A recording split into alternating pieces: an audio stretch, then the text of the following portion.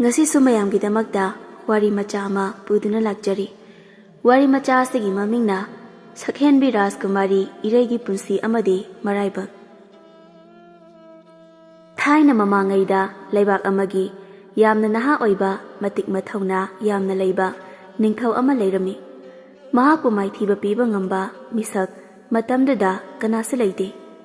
Ningthau adugi apokpa mama maharani mapa ningthau mari mata sagai natai loina achauba lanfam amada mathwai loina thaduna sikhirami. Lanjau aduda naha oiriba ningthau aduna mahaki matik mathauna aduna lan adubudi mai pakpa ngamki. Adubu mahaki ni haibada mari mata kanasu hingauramkhide. Masigi matungdagi naha oina mahakna lam adubu mahakna ngaktuna ingna chikna leiba ngamki. Amade mahakpu maithiba piba ngamba mahaki asonba mapa karisu laikhiramde. Adubu matam khara leiraga ningthau adu masak matau yamna phajabi sana kaubi nupi amaga luhongkhirami.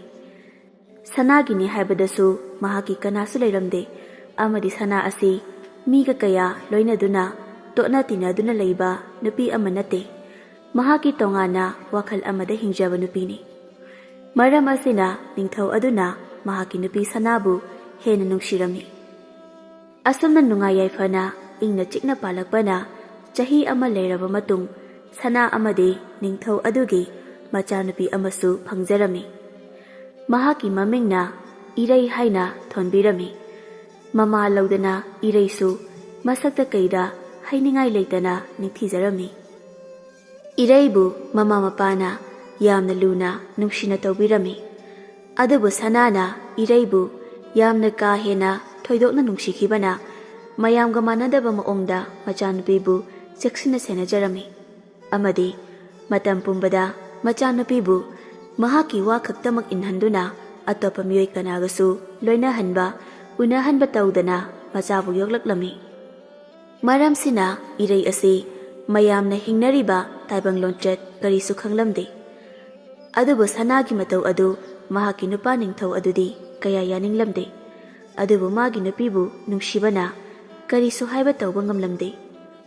Asumna chahi 8 muk asi Erei kanagasu loina handa mamaga mapaga khak loina duna konunggi mapa lalhanba tawdana konung manungda adumak chawraklami.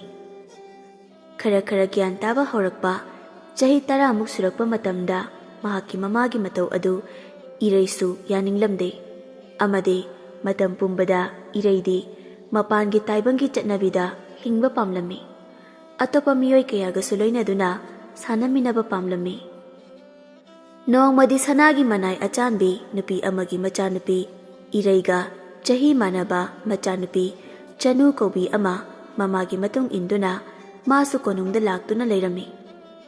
Matam aduda sanana mingsel mamangda mahaki masam asangba adu thadoktuna masam hatlingaida khanghaudana Erei makhutna chanugi makhut adu samduna mamagi manakta sansilaktuna haire. Ima ai chanuga ita sanare aduna chanu akhoi ani sanaruge. Sana masam hatlamba makhut adu chaplepladuna munna chanuda yenglamlaga machanupida amuk onsillaga kari haiba wahai si haibaga mahaki manai sing aduda onsinduna amuk sauna haireklami.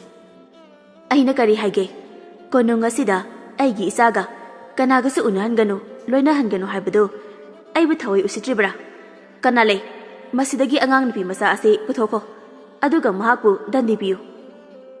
Danjaduda sanagi manakta makok nonthaduna leplamba mahaki manai achanbi adu pakhatna makhu leibak tana khurumduna sanada haireklami. Mazaibema ngakpigani aigi isa nupini chanu hairibase nanai soikre matung manau aigi isabu amukhana Rajkumariga thengna halaroge nanai bu nungshibiduna aigi isabu amuktadi ngakpiyo. Sanadu makhada khurumduna leiriba manai achanbi aduda munna marau laina yenglamlaga momon nolaktuna manai achanbi adubu ngakpiduna leiriba mi khuding loina thokankhirami. Chanubusu mamana namnana puthokre.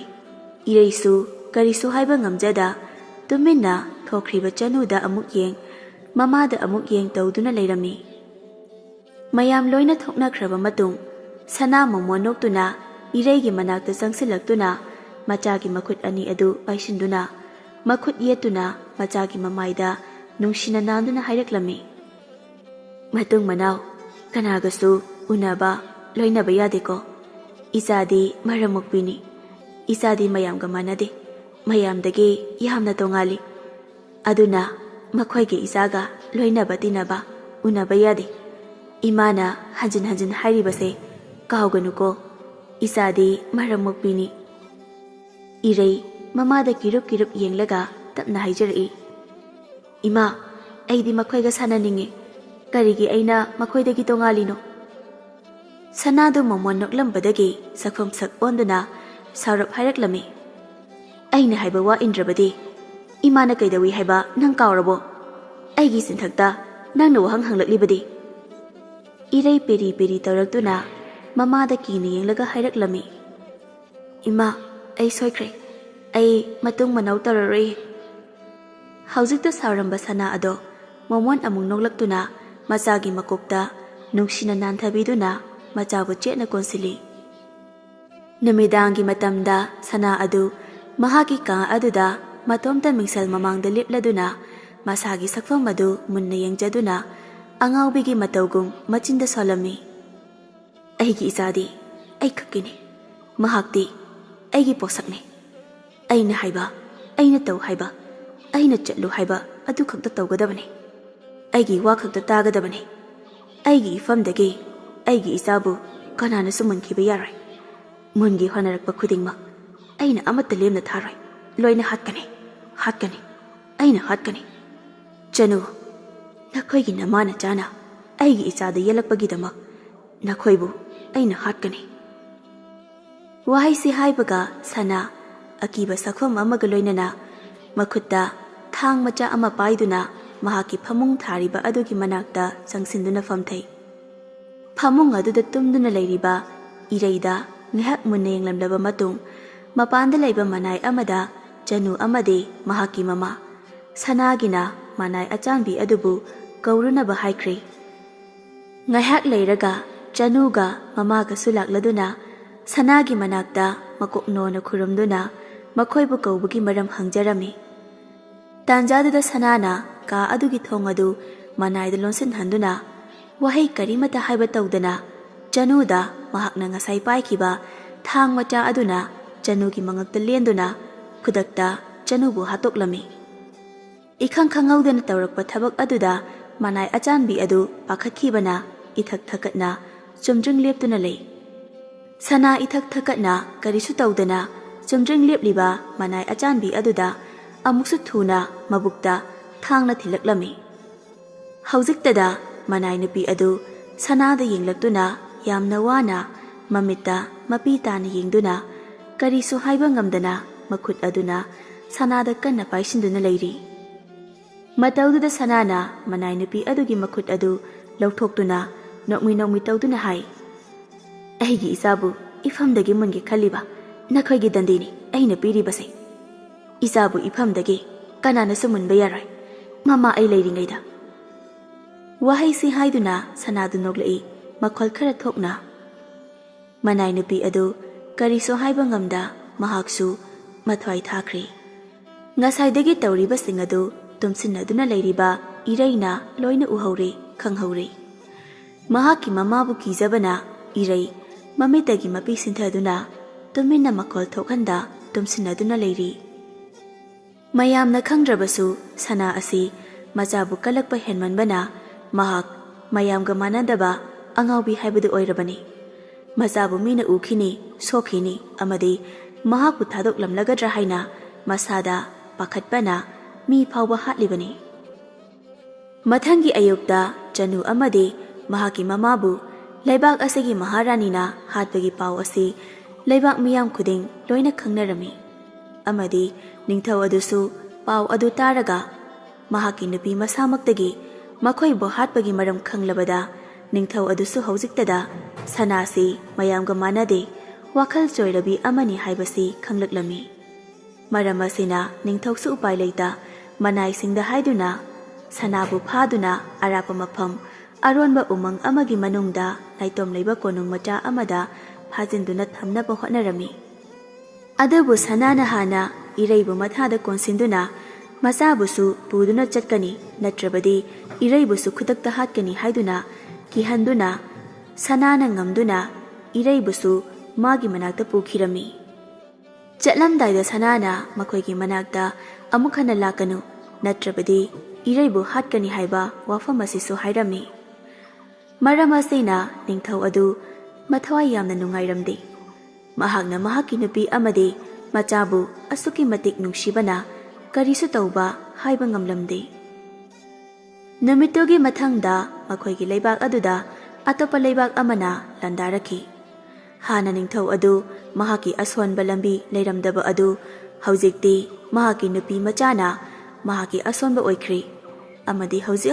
ꯑꯣꯏꯔꯤꯕ ꯐꯤꯚꯝ ꯑꯁꯤꯅ ꯍꯦꯟꯅ ꯅꯤꯡꯊꯧ ꯑꯗꯨ ꯁꯣꯟꯊꯔꯦ ꯍꯥꯏꯕ ꯑꯁꯤ ꯃꯍꯥꯛꯀꯤ ꯌꯦꯛꯅꯕꯅ ꯈꯪꯈꯤꯕꯅ ꯂꯥꯟꯗꯥꯔꯛꯄꯅꯤ ꯑꯃꯗꯤ ꯂꯥꯟ ꯑꯗꯨꯗ ꯅꯤꯡꯊꯧ ꯑꯗꯨ ꯃꯥꯏꯊꯤꯗꯨꯅ ꯇꯥꯏꯕꯪ ꯊꯥꯗꯣꯛꯈꯤ꯫ ꯁꯅꯥ ꯑꯃꯗꯤ ꯏꯔꯩ ꯃꯈꯣꯏ ꯑꯅꯤꯒꯤ ꯂꯩꯐꯝꯗꯤ ꯀꯅꯥꯁꯨ ꯈꯪꯗꯕ ꯑꯔꯣꯟꯕ ꯃꯐꯝꯗ ꯅꯤꯡꯊꯧ ꯑꯗꯨꯅ ꯊꯅꯝꯕ ꯑꯣꯏꯕꯅ ꯃꯍꯥꯛꯀꯤ ꯌꯦꯛꯅꯕꯁꯤꯡ ꯑꯗꯨꯅ ꯃꯈꯣꯏꯗꯤ ꯊꯤꯕ ꯑꯗꯨꯝ ꯐꯪꯈꯤꯗ꯭ꯔꯦ꯫ ꯑꯁꯨꯝꯅ ꯆꯍꯤ 9 ꯑꯁꯤ ꯁꯅꯥꯅ ꯃꯍꯥꯛꯀꯤ ꯃꯆꯥꯅꯨꯄꯤꯕꯨ ꯍꯥꯟꯅꯒꯨꯝꯅ ꯃꯍꯥꯛꯅ ꯍꯥꯏꯕ ꯈꯛꯇ ꯇꯧꯍꯟꯗꯨꯅ ꯃꯍꯥꯛꯀꯤ ꯃꯈꯥꯗ ꯊꯝꯗꯨꯅ ꯃꯆꯥꯕꯨ ꯌꯣꯛꯂꯛꯂꯝꯃꯤ꯫ ꯏꯔꯩꯁꯨ ꯑꯉꯥꯡꯒ ꯑꯣꯏꯕꯒ ꯃꯃꯥꯕꯨ ꯀꯤꯖꯕꯒ ꯑꯗꯨꯃꯛ ꯀꯔꯤꯁꯨ ꯍꯥꯏꯕ ꯇꯧꯕ ꯉꯝꯗꯅ ꯆꯍꯤ 9 ꯑꯁꯤ ꯑꯁꯨꯝꯅ ꯆꯥꯎꯔꯛꯈꯤ꯫ ꯑꯗꯨꯕꯨ ꯏꯔꯩ ꯃꯊꯃꯣꯏ ꯃꯅꯨꯡꯗ ꯏꯁꯣꯔꯗ ꯃꯍꯥꯛꯄꯨ ꯑꯁꯤꯒꯨꯝꯕ ꯐꯤꯚꯝ ꯑꯁꯤꯗꯒꯤ ꯂꯧꯊꯣꯛꯄ ꯉꯝꯕ ꯃꯍꯥꯛꯀꯤ ꯑꯋꯥꯕ ꯀꯣꯛꯍꯟꯕ ꯉꯝꯒꯗꯧꯕ ꯃꯍꯥꯛꯀꯤ ꯔꯥꯖꯀꯨꯃꯥꯔ ꯃꯇꯤꯛ ꯃꯊꯧꯅꯥ ꯂꯩꯕ ꯑꯃ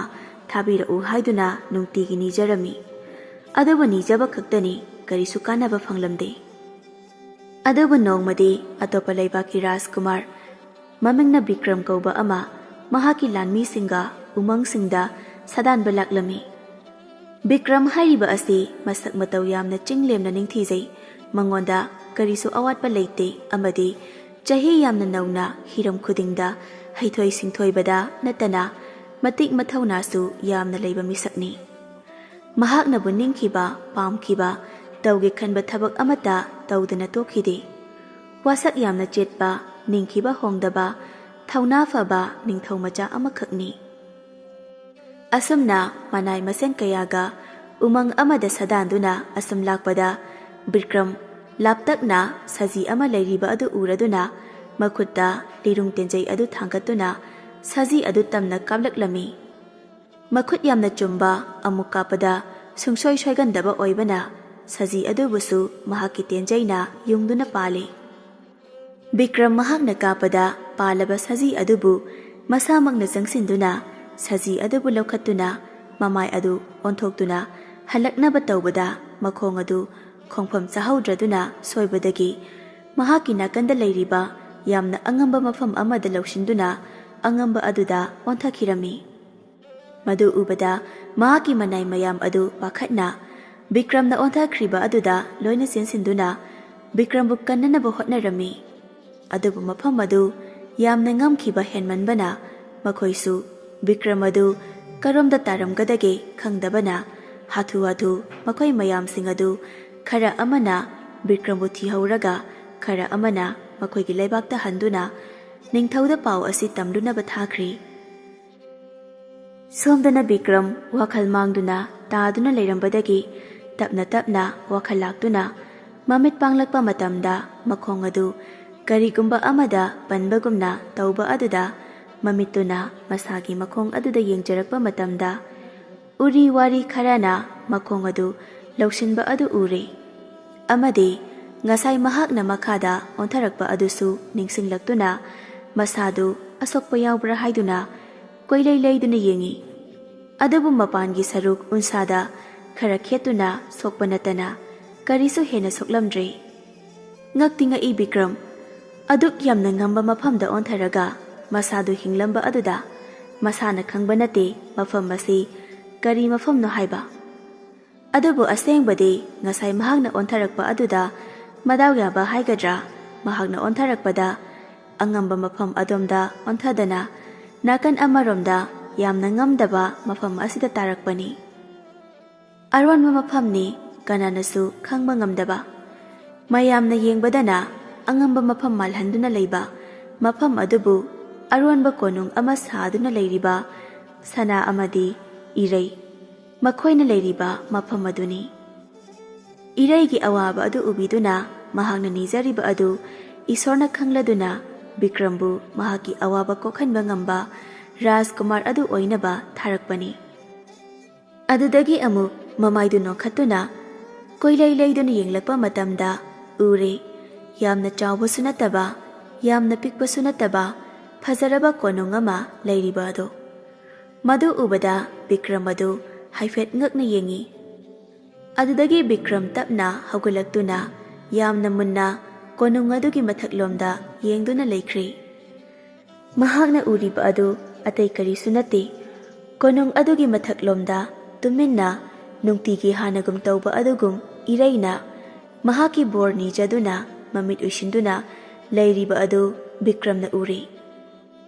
Laptakna uba aduda pelaktraduna Bikram yamna thuna konung adugi manakta nakna changsilaktuna Ereigi ningthiraba nungshiraba sakta madubu momonokna pena yengjarei. Ereibu hek ahanba uba matamda Bikram mathamoida Ereibu nungsiba phawkhri. Konung adu khajinba amata tawdabana pena yengjaba phanglammi. Tanjadada Ereisu mahakna niriba bor adu niba loiraduna mamit pangthorakpa matamda mamangmaktada Bikramna leptuna momonoktuna yenglamba adu ubada Erei khangpre khangna pakhatna akoiba adubu koyeng yengi ngahak. Adudagi amung mahakna nizariba bor adu Ishorna ubire khanduna harauna mathaktagi sentharaktuna Bikramgi manakta sensinduna konsili. Mataududa Bikramsu ahanbada ngangaklami. Adubu Ereina karisu singnaba leita arotpa karimata thamdana masagi masak taktuna mahaki wari khudingmak mahakna nungtigi nizariba bor amadi khudingmak kaptuna loina tamlami Bikramda. Haujikti Bikramsu khangli wari khudingmak amadi mahakna Ereigi punsibu kanduna nungaina thamlage haiduna ningkhri. Bikramsu mahaki masak maming amadi mafam masida karamna lakpa haidu loina hairi. Asamna anido ngahak nungsi wari saminaraba matung Ereidu pakhatna Bikramda hairi. Imada mapanda thoktuna chanaba lawba chakhibani ngahak leirabadi halaklani aikhoi ani mafam asi thadoktuna chalhobana farani. Bikramdo ngahak wakhal khallaba matungda hairaklami. Ngaiko chatlabasu mahakpusu awaba khangnaba khudong thiba ama nanghalamlaga chasi. Asukuiba matam asi mahakna nahakpu asumna phajinduna thamlakpagi chairak amadi piramge. Ereidu wahaidu tabada pakhatna Rajkumar imana ingonda asumna tawrabasu aigide amata ngairaba imani aduna mangonda karimata tawroisi mahakisu isorandandi soidana pigani. Adugi mahut haujimak mafam asi thadoktuna aikhoi ani chakhrasi ima halaklabadi aikhoi ani soidana khudong thiragani. Tanjadada khangaudana sanasu halaklami amadi leiramliba hainaramliba singadu tahauraduna masana mahakpu miraire khanduna sana adu yamna saurami. Sauba henmanbana mahaki wakhal phathaba ngamda maningdagi mahakna thaina chanu hagi mama macha hatkiba thang macha adu satoraktuna Ereibu hatlagi matagum changsilaklami. Aigi wa thawaidana aibu mirairabadi nangbusa aina hatkani nahakti aigi ipotni aina haiba khakta tawgadabani aina haiba indrabadi nahakbusu hatkani nakhoi animak aina hatkani.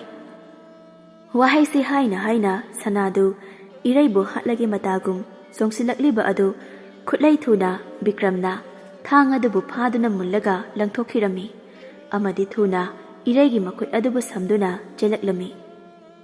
Sanasu asaubana mai hauduna hatlagi matagum nakanda tariba thang machadu paikhatuna chiankhriba ani adugi matungda tanaraklami. Asumna asum chelakpana Eraidu chenbu warakladuna cheliba adu taptharaklami. Madu ubada Bikram Eraibu phaina pamkhatuna chelaklami. Shomdana sana angaubigum awaba kari sukhangdana tanarakpana mamangda Bikramna Eraibu pamduna cheliba adu uraduna makhutta pairiba thang macha adu Bikram tamna langlakpada Bikramgi makhut pambomda khetkri. Madu ubada Erei pakhatna Bikrambu yengjarai. Sanadu angaubi amagum nokmi leplaga Bikramgi asokpa adu yengduna noklaga leiringai karomdagino kaizau ama tholaktuna sanabu tak laktuna chelaga nakangi asongba marakta chensinkhri. Thaudo adu thuna thokhibana karimata tauba nanghaudri. Madu ubada Bikram Eraida phat yenglaklami. Erei su tapna mamitta mapi ira chen Bikramda yenglaklami. Aduga Erei thaina magi mamit magna uhauba chanu mama macha sigwagi thaudo adu ningsinglaktuna Bikramda momon nolaklami haujikta. Mataududa Bikramsu nokfet tawraklami.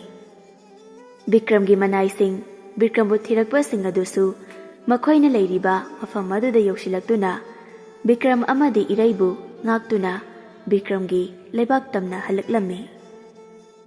Asumna sana mahakna taujaruba mahaigi matung ina sibam chadana siduna mathwai thaki.